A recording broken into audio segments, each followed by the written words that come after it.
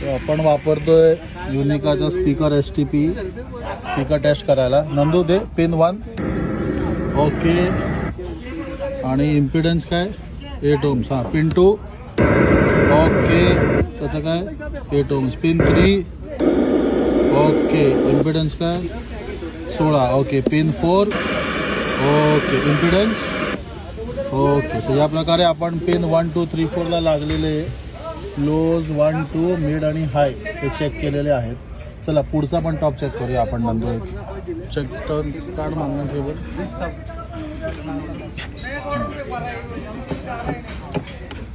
Okay. चलो द्या परत. 1 नंबर. आता इम्पिडन्स नको नुसतं चेक करूया. 1 number. Okay. 2 number. Okay. 3 number. Mid. Okay.